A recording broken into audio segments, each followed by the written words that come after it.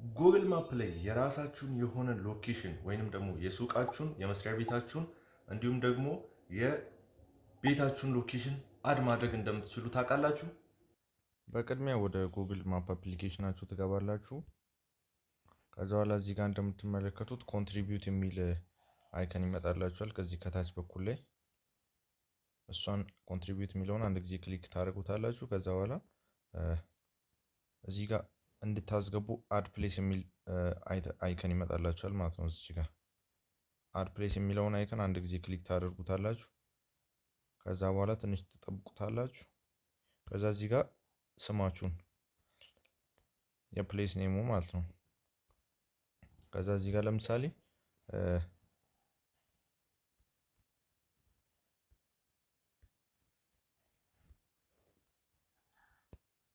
ከዛ እዚህ ጋር ካታጎሪውን ትመርጡለታላችሁ።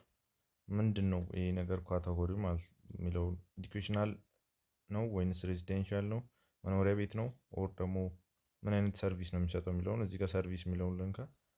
ከዛ እዚህ ጋር እንግዲህ እዚህ ጋር ሰርች በራሴ ማድረግ እችላለሁ ማለት ነው። ግራፊክስ ዲዛይን ብዬ ግራፊክስ ዲዛይነር የሚል አድራሻ ይመጣላችኋል። ከዛ ሎኬሽን ያስመርጣችኋል።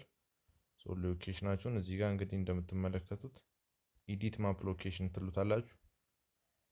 ከዛ እዚህ ጋር ኢዲት ማፕ ሎኬሽን ላይ ገብታችሁ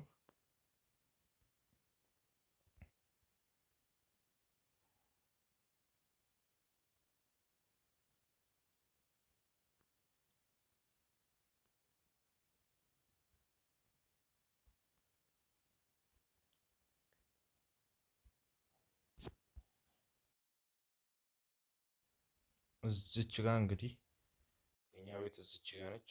እኔ ለጊዜው ኦፊሴም ቤቴም አንድ ቦታ ስለሆነ እዚች ጋር አሳይን አደርግለታለሁ ማለት ነው።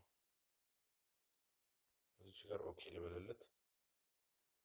ከዛ አድሬሱን በራሱ አውቶማቲካሊ ፊል ያደርገዋል። ከዛ ሞር ዲቴል ኢንፎርሜሽን ክፍት ሰዓት ስንት ሰዓት ነው ክፍት የሚሆነው? እኔ ከሰኞ እስከ ቅዳሜ ክፍት ነው ማለት ነው።